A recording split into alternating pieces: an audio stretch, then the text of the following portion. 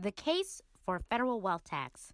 For more than 4 decades, the economic gap between the richest and poorest Americans has been getting worse.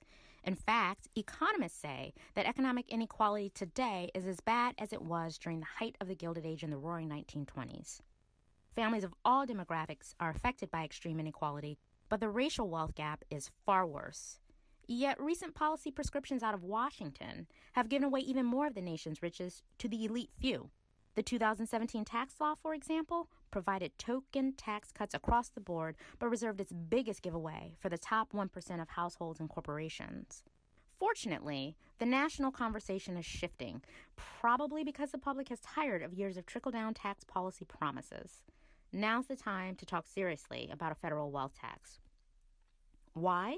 Well, even if we reform and strengthen our income tax, it may not be enough to combat inequality. As pronounced as income inequality is, wealth inequality is far worse. The top 1% of households hold more than 40% of the nation's riches. Much of their income is unrealized capital gains, which are not taxed.